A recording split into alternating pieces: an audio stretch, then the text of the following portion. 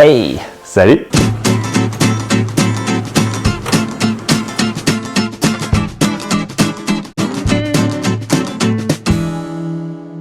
Bienvenue sur ma chaîne. Oui, je sais, j'ai créé cette chaîne pour faire des tutos de pâtisserie et je commence par un challenge dessin. Oui, aujourd'hui, on va faire un challenge dessin. J'ai décidé que pour ces premières vidéos sur cette chaîne, je vais faire toutes ces petites vidéos que j'aime voir sur YouTube. On est en plein confinement, c'est le bon moment pour reprendre ces aquarelles et je vais le faire avec vous. C'est parti! Ah oui, et je ne vous ai pas dit quel challenge on va faire aujourd'hui. Ce sera le 3 Color Challenge ou le challenge des 3 couleurs. Donc on passe au tirage. Et voilà, j'ai toutes mes couleurs au fond de mon chapeau. Voilà. Et c'est parti pour le tirage. Je vous regarde droit dans les yeux, faut pas tricher. La première couleur sera... Oh, un rouge. Un carmin. Bon. Très bien. Bon début. Ah, si je peux avoir des couleurs pas trop proches. Oh, oh, oh, un bleu. Bleu outre-mer, je pense. Hop, on verra après. Un bleu. Rouge carmin, bleu outre-mer, on reste dans les classiques. Ah, si je peux avoir un jaune, là, ce serait... Du coup, ce serait vraiment facile. Incroyable. Wouhou! Ah, faudra que j'en refasse un, hein, parce que là, franchement, ça va être... Voilà, ne nous avançons pas. Mais disons que voilà, j'ai un rouge, un bleu, un jaune. Ça me permet quand même d'avoir de grandes possibilités niveau colorimétrie. Bon, bah génial. Donc c'est 3 couleurs assez intenses quand même, assez proches des couleurs primaires. Certes, c'est pas un cyan et un magenta, hein, mais quand même, on a un rouge, un bleu et un jaune. Ces challenges s'annoncent tranquille.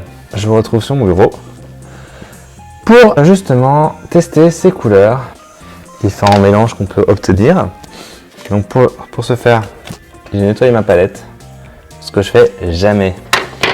Alors oui, il y a un peu de flemme, mais c'est surtout en fait une vraie astuce pour les débutants en aquarelle. Ça permet vraiment d'avoir des couleurs beaucoup plus intéressantes. Alors maintenant, on va passer en voix off. Donc on commence avec le bleu, donc c'est bien un bleu que je pensais. Il est bien sympa. Et on a le rouge qui est évidemment un carmin. Et le jaune. Alors le jaune c'est une bonne surprise, c'est pas celui que je pensais que c'était un jaune un peu plus orangé, mais c'est un jaune en fait primaire.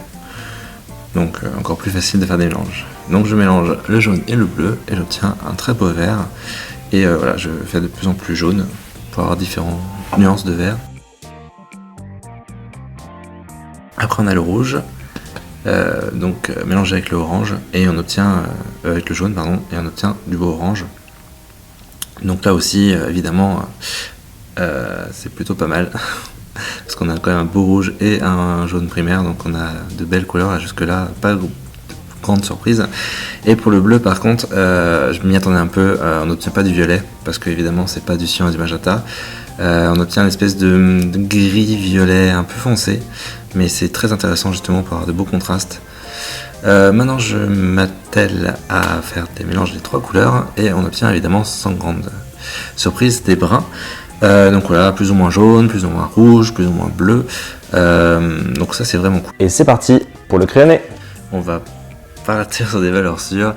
Je vais faire un autoportrait en fait, un mini moi en fait. Voilà, c'est rien d'exceptionnel, mais je me suis dit autant partir sur quelque chose de simple, sur une illustration que je maîtrise.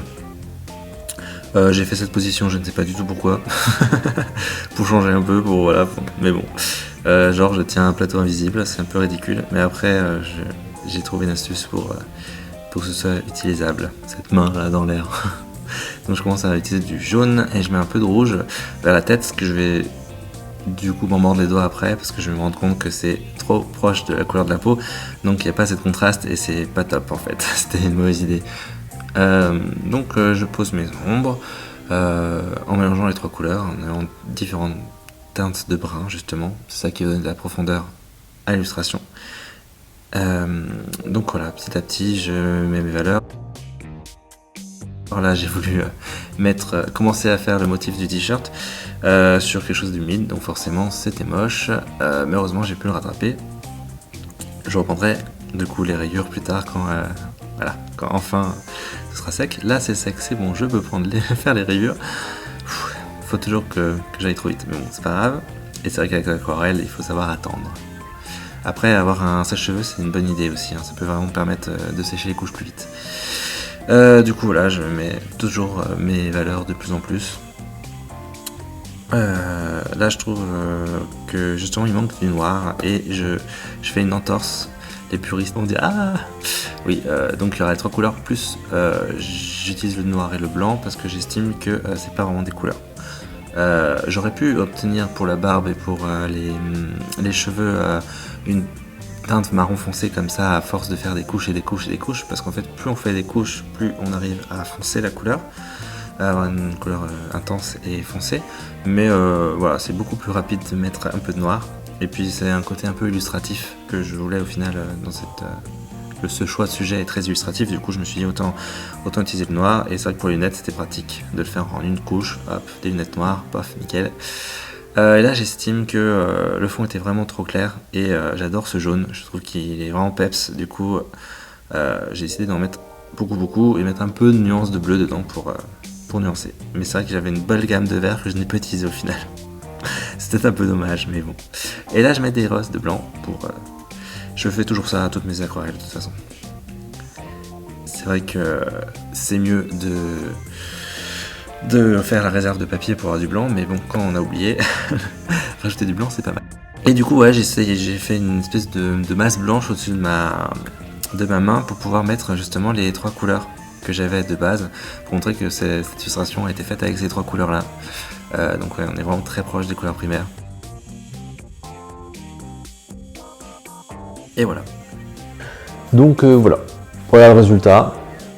Alors c'est pas si mal pour ce premier défi, mais ça m'a permis quand même de mettre en jambe, de me remettre à l'aquarelle, parce que mine de rien, ça faisait longtemps que j'avais pas fait d'aquarelle. Donc je suis assez content de les avoir ressortis. Donc on va très certainement se retrouver pour un épisode 2, parce que j'ai qu'une envie, c'est de refaire ce challenge. Donc certainement à très bientôt. Salut!